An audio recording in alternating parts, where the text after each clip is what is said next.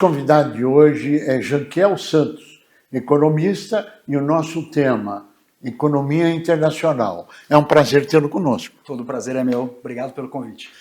Nosso prazer. Janquiel, nos diga a sua visão das medidas do presidente Trump em relação ao tarifaço, assim chamado, colocado para o Brasil e o resto do mundo.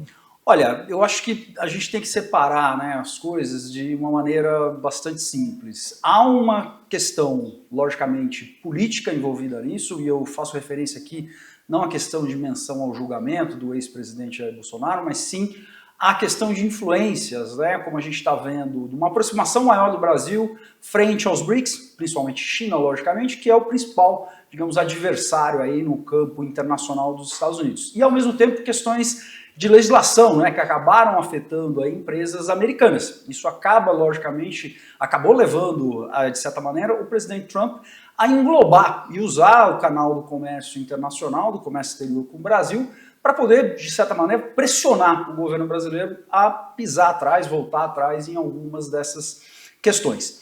Por que eu menciono isso? Né? Porque se a gente for ver do ponto de vista econômico, bom, todo mundo já sabe, né, acho que nesses últimos dias ficou bastante claro para todo mundo. Os Estados Unidos têm superávit comercial com o Brasil. Então a justificativa de se defender do Brasil por questão de produtos entrando de maneira mais barata nos Estados Unidos, de maneira avassaladora, não faz sentido. A gente está falando de um país que é superavitário na relação com o Brasil. Então os Estados Unidos têm superávit na relação comercial com o Brasil. Além disso, quando a gente olha os números em si, né, a gente está falando aqui de um país que tem como fornecedor do Brasil, ou seja, os produtos que chegam nos Estados Unidos representam 1% do total de importações feitas pelos Estados Unidos. Ou seja, a gente não está falando de um país que é um dos principais fornecedores de produtos para os norte-americanos. Embora, logicamente, nós tenhamos aqui alguns itens importantes. Petróleo, questão de suco de laranja, questão de carnes bovinas e a questão de aeronaves. Então esses produtos acabam tendo aí um peso mais relevante na nossa pauta, mas de novo, né, quando a gente agrega o total de exportações brasileiras, que significam frente às importações norte-americanas, a gente está falando de 1%. Do outro lado, quando a gente vê importações brasileiras de produtos norte-americanos, a gente está falando que o total de produtos comprados por brasileiros de produtos norte-americanos significam 2% do total de exportações norte-americanas. Ou seja, a gente está falando de números muito pequenos para justificar o tamanho da agressividade com que foi tomada a medida. Então me parece muito mais ter um pano de fundo mais voltado para o político do que para a questão econômica propriamente dita. Bom, muita coisa deve ocorrer nessas negociações, porque isso é a partir do dia 1º de agosto. Agora, quais são os prejuízos que isso está causando, não para o Brasil, mas para o mundo? A credibilidade e a segurança jurídica estão em risco? Eu acho que sim, as pessoas acabam tendo, né, o empresário que for falar agora com os Estados Unidos vai ficar sempre naquela dúvida. Tudo bem, o acordado hoje vai valer amanhã? O que eu combinei com o meu fornecedor ou com o meu comprador, de maneira geral, nos Estados Unidos, amanhã será que eu tenho essa relação mantida ou vai vir um novo canetaço e muda completamente a dinâmica de negócios? Isso pode, logicamente, torna mais difícil. O grau de previsibilidade nas negociações fica reduzido, isso é uma areia na engrenagem de negócios. E isso, logicamente, acaba trazendo malefícios. O que poderia ter aí mais vantagens de comércio acaba tendo um pouco menos de eficiência por conta dessas fricções que têm sido introduzidas por conta dessas medidas. Me parece que um dos panos de fundo é querer que as fábricas se instalem nos Estados Unidos. E parece que uma alocação de uma fábrica é uma coisa rápida. Na sua avaliação, isso é factível? De maneira alguma. Eu acho que quando um presidente de uma empresa, de uma grande empresa, vai decidir por uma instalação e por uma ampliação de capacidade produtiva, como é a instalação de uma nova fábrica, ele não está pensando nos 4 anos que tem o presidente Donald Trump pela frente. Ele está pensando num plano de mais longo prazo, de maior expansão. E a gente sabe que nos últimos anos essa diversificação de plantas pelo mundo já aconteceu. e por razões econômicas. Né? Se você vai querer instalar uma fábrica nos Estados Unidos hoje em dia e querer que o trabalhador norte-americano vá para essa fábrica, o nível salarial exigido vai ser muito mais elevado do que em outras áreas onde a questão de industrialização não está tão desenvolvida. Então, isso encarece o produto. Então, dificilmente você tem uma tomada de decisão dessa natureza. É indiscutível que os Estados Unidos é a maior economia do mundo. É indiscutível a sua importância. Agora, se todo esse planejamento, pelo menos o que está sendo público, que todos nós temos acesso, é que caso ele leve as empresas para os Estados Unidos, com a folha salarial muito mais elevada do que tem no mundo. Isso é um processo inflacionário? Isso traz um processo inflacionário não só para os Estados Unidos, mas para o mundo de maneira geral. E o que é pior, um processo inflacionário nos Estados Unidos levaria a taxas de juros nos Estados Unidos mais elevadas. A gente já tem visto, né, as críticas que o presidente Donald Trump tem feito ao presidente do Banco Central norte-americano, Jerome Powell, pela manutenção de taxas de juros em patamar que ele julga elevadas. Bom, se tivermos esse surto inflacionário decorrentes desse choque de oferta, digamos, você teria taxas de juros ainda superiores, o que é ruim para o restante do mundo, porque os Estados Unidos são o balizador de taxa de juros para as economias de maneira geral. Subiu taxa de juros nos Estados Unidos, sobe taxa de juros no mundo todo. Ou seja, o mundo desacelera, menos crescimento, menos desenvolvimento, menos geração de renda,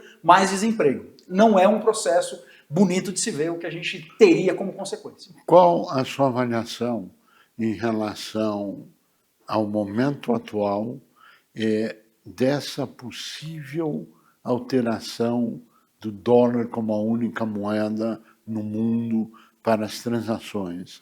Até que ponto isto influencia ou afeta ou modifica o cenário internacional? Eu acho que no curto prazo é difícil a gente ter uma fuga do dólar como a principal moeda para ser o principal instrumento de negociação e de utilização nas transações internacionais. Mas, logicamente, por conta das ameaças, por conta dessas incertezas, as pessoas, os países, as nações vão buscar alternativas e vão querer construir canais alternativos para a negociação. Então, eventualmente, se nós tivermos uma crise com relação ao dólar, como é que eu negocio? Eu preciso ter um plano B para essa moeda. Então, de certa maneira, o que o Trump tem feito, o presidente Trump está fazendo, é incentivando a criação de meios alternativos para o enfraquecimento do dólar. Não à toa a gente vê a fortaleza, né, a força da moeda norte-americana frente às principais moedas perdendo valor. A gente está vendo aí uma depreciação da moeda norte-americana. Teve uma correção, é verdade, nos últimos dias,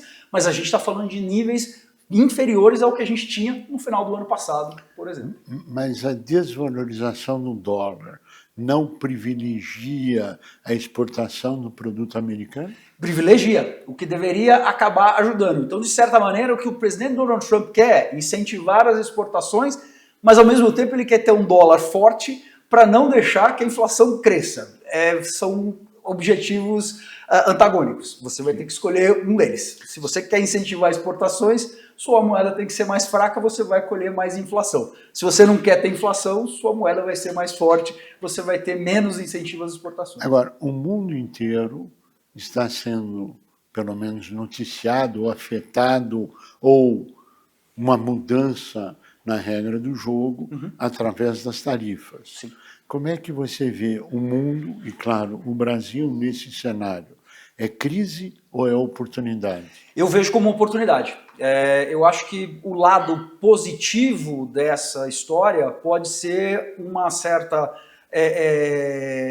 um certo incentivo para que as nações acabem tendo relações comerciais mais intensas do que elas tinham anteriormente. Então, no caso brasileiro, por exemplo, nós temos aí visto o governo brasileiro buscando acordos em outras fronteiras, então a Ásia é uma delas, então a gente vai ter cada vez mais esse tipo de busca. Eu acho que cada vez mais esse tipo de relações, não só do Brasil com a Ásia, mas da Ásia com o Brasil e também com outros países da Europa e América Latina. Então, de certa maneira, essa pressão vinda dos Estados Unidos com tarifas pode fazer com que a gente tenha estreitamento de laços comerciais das outras nações. Ou seja, ao invés de um mundo menos integrado, a gente vai ter um mundo mais integrado, exceto para os Estados Unidos. Estados Unidos ficando à margem dessa história. Logicamente, não totalmente. Em blocos separados. Em blocos separados, mas mais integrados. Agora, você vê essa postura das tarifas empurrando o mundo para a China?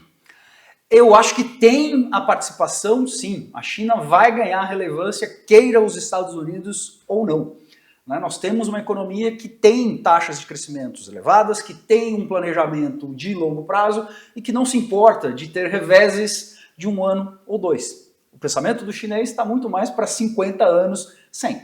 Então a gente vai ter uma maior influência da China nesse estado. A gente vê, né? Hoje em dia o próprio Brasil, os Estados Unidos eram o principal parceiro comercial brasileiro, já é o segundo. A gente está falando da China ser o principal parceiro comercial e por uma distância bastante ampla frente ao segundo lugar. Então a gente vai ver essa maior integração da economia chinesa e, logicamente, maior influência. A mesma coisa que aconteceu com os Estados Unidos no passado recente.